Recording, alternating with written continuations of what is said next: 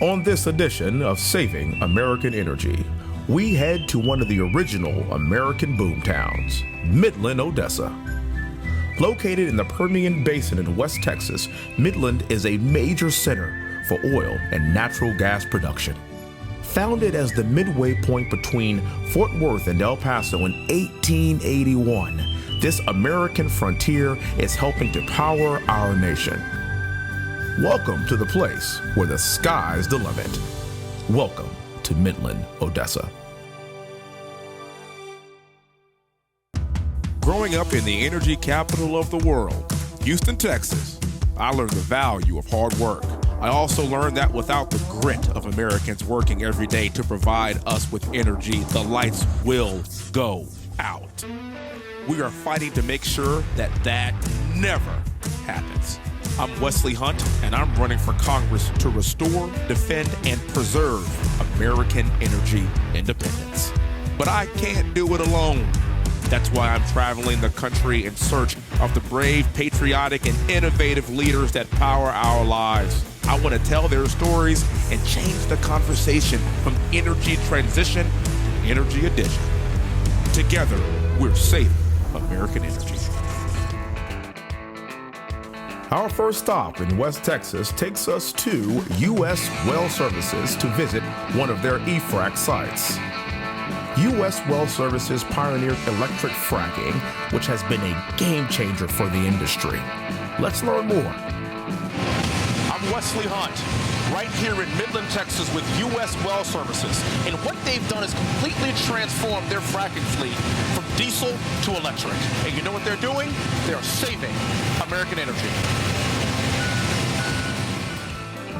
U.S. Well Services, we're a hydraulic fracturing company. So we have these, what you can see behind us, high pressure pumps that we, once the well's been drilled and completed, we go in and pump down a lot of water, sand, chemicals into what's called a stage. That cracks the rock and allows the hydrocarbons to come out. The big difference between a traditional hydraulic fracturing company and U.S. Wells is that we pioneered electric fracking. Excellent. And it's not as complicated as it sounds. What we've done is we've removed a diesel engine and transmission from the trailer and replaced it with just an electric motor. And that causes the system to be a lot more simple. We no longer have oil changes, oil filters, transmission fluids. If you think about a reciprocating engine or transmission, thousands of moving parts that always have to be lubricated, maintained, swapped out. We've gotten rid of all that complexity. With the electric motor, there's one moving part. And so we get longer useful life. As you can tell right now, they're a lot quieter. Much quieter. Much quieter. It has a huge impact for our employees, for our customers' employees. On our sites, you can do things like yell, "Hey, stop! Look out! Or don't do that." You're on a diesel fleet with 20 to 25, 2,500 horsepower engines just going back and forth. The sound is deafening. Vibrations. The sound travels through the ground and will disturb neighbors, disturb wildlife. But with the electric motor, we're able to really reduce a lot of that. We originally invented this system focused primarily on reducing emissions. We're strong believers that hydrocarbons are a critical part of our economy and they're going to be around for a long, long time. However, we got to figure out a better way to do our job. We got to figure out a better, more efficient way to get those hydrocarbons out of the ground for the benefit of the consumers. So I mean, you're basically just limiting the carbon reduction now to just about zero with these electric motors, correct? Yeah, it's not quite zero, but we're getting there. One of the things that we're working on right now with our technology group is being able to power these fleets using grid power. Okay. And so that's going to take a lot, and I think we're still a little ways off, but if you can imagine us being able to help pull off the grid, then we can source our power from renewable sources, then we truly could be carbon zero. So I love talking to you about this kind of stuff because it's a constant effort to try to get better. Absolutely. You're constantly working to push the envelope to become more technologically advanced, to not just benefit our bottom line, but to also benefit our environment and do things smarter, cleaner, safer, and quieter, correct? Absolutely, absolutely. I mean, everyone out here loves their job, they love what they do. I mean, we're a fracker. We're proud to say that. I love it. We utilize technology to figure out how to get better at our job every day, because that's our true passion. We want it to be better for the environment. We want it to be better for the communities we work in. We want it to be more efficient for our customers to lower their costs. We're really proud of the work we're doing here. Leading the industry in E-Frac, the people of U.S. Well Services are producing abundant energy and doing it cleaner than ever. The truth is, the oil and gas industry is innovating to reduce our impact on the environment and produce clean energy. Thanks to U.S. Well Services for saving American energy. Our next stop on our Midland-Odessa tour takes us to Milestone Environmental Services. Milestone is eliminating energy waste and sequestering it. They partner with midstream natural gas, LNG, ethanol production, ammonia generation, and other industrial emitters to reduce their carbon footprint and manage their CO2 emissions. CEO of Milestone, Gabriel Rio, tells us more. And for people who actually live in areas that are impacted by the oil field, where the oil field's active, like the Permian, oil field waste issues are pretty front and center because people see it every day, right? They see these reserve pits on their ranches, they see the land farming on their ranches. They're sort of used to it, but it's a much more local and tangible thing. But it doesn't get a lot of. I don't think there's a lot of public consciousness around oil field waste related and energy waste related issues.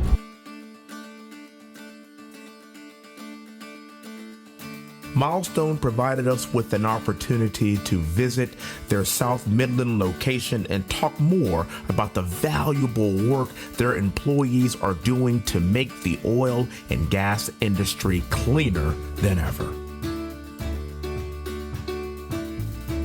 We're taking spent drilling fluids that come from the drilling, spent oil-based mud, water-based mud, tank bottoms from the production process, a whole lot of different dirty fluids, including water as well. That material is stuff that, if it's left on site or it's left at the drilling location, has a chance to contaminate soil, contaminate groundwater. And so we've really been building the infrastructure over the last several years to help operators have an option to be able to manage these wastes in a more sustainable way. So can you talk about what was done before? Yeah. So compared to what we're doing now? Yeah, the older process is that operators would take these waste streams and either leave them in a reserve pit at the drilling location. They would just put the waste in the pit as they're drilling, and then at the end of the drilling process, they would come and just cover up that reserve pit with soil and leave it in place forever. And you can see, after there's been 100 years of operations out here in the Permian. When you fly over, you can see areas where that's happening. We saw that. Right? You can see behind, if you look at those production pads and the drilling pads, quite often you'll see an area of disturbed soil right behind it. That's where the waste has been buried on site. That's what we're trying to move away from. The other process that operators used to do, and still do to some extent, but are moving away from, is they'll take that waste and literally spread it out on the ranch land behind the drilling location and just fill it in with the soil. 50 years ago, when they started doing that process, that wasn't a big concern, but this is 2022, right? So today, greenhouse gas emissions are a really big concern for the industry. And so we're offering companies a different option to be able to manage these wastes in a different way so they're not contributing to greenhouse gas emissions. So instead what we do is we take these waste streams, we process them, we receive them here, we process them here. We sit on top of really excellent geology that's both really receptive to be able to take this material and absorb it, but also really protect it. So imagine a really spongy layer of geology that's 7,000 feet below the Earth's surface, but more importantly, on top of that, there's multiple layers of really, really hard rock. So that where the waste ultimately goes is sequestered behind 1,000 feet or a mile, almost a mile of rock, actually. And how far? What's the difference between that and the water table? So the water table might be 100 feet deep. Exactly. 200 feet deep, maybe 500 feet deep. This is way below. Yep. So what's most likely to contaminate groundwater is anything you're doing at the surface. Okay. Right. Like if you just let something go on the surface, that could seep into groundwater over time. But anything that you're putting 7,000 feet down below the Earth's surface, it's a mile away from the groundwater, literally separated by layers and layers and layers of hard rock. We're actually literally sequestering them down into the earth, under the earth, right? So, and we've been able to work with outside engineers and consultants to help us quantify the impact of that. last year we sequestered about 280,000 tons of CO2 equivalent by managing waste the right way. This year it'll be closer to 400,000 or 500,000 tons of CO2 equivalent. And that's not by building brand new infrastructure with federal dollars. That's just from managing waste the right way in the Permian Basin. Can you talk about the transportation of the waste from the actual pad or the actual site to your facility right here? Sure. So our customers will contract with third-party trucking companies. We don't do the trucking ourselves. So that waste will be loaded onto a truck like these. So these are vacuum trucks. They hold anywhere from 80 to 120 barrels worth of fluid, depending on the weight.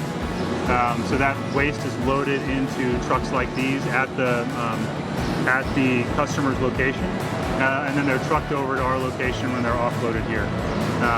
So, movement of this stuff around the Permian Basin is pretty important, and having good road infrastructure is really important as well. Most of the waste, when you think about water waste in the Permian, most of that moves on pipeline today. The stuff that Milestone deals with is generally stuff that doesn't move very well on pipelines. So the waste that we're receiving has a lot of solids loading in it and a lot of oil content to it. So this is the kind of stuff that will plug up a pipeline. And so we can't move it around on pipelines very easily, so we still have to rely on trucks to move the waste around. So how many people do you employ? We employ just under 200 people. Full-time? Right, full-time, yep. Most of those are in the Permian Basin, all in the state of Texas. Okay. We're headquartered in Houston, and we have 10 operating facilities across our network. 8 of those are here in the Permian. We got 1 in the Eagle Ford Shale, and 1 in the Haynesville Shale up in East Texas. Okay. A site like this is our South Midland facility. It's been operating since November of 2017, so it's been putting waste away, and it's been sequestering carbon for 5 years now, almost 5 years. This facility employs about 25 people. The men and women who work at our facilities work 24 hours a day, 7 days a week, 365 days. Excellent. Right? So when the rest of us are comfortably enjoying time with our family for Thanksgiving and for Christmas, these guys are out here washing out these trucks, making sure not only that we can deliver oil and gas that's necessary for the world to function, but also that we can do that in a sustainable and environmentally secure way. Perfect. So that's what they're doing day in and day out. A lot has changed in 100 years, and Midland-Odessa has seen its share of booms and busts. But one thing that always held steady is the hard work the men and women of oil and gas are doing in the Permian Basin. Because of the people at Milestone and U.S. Well Services, we are producing cleaner energy and minimizing environmental impact. This is what private sector innovation looks like. And that's how you save American energy.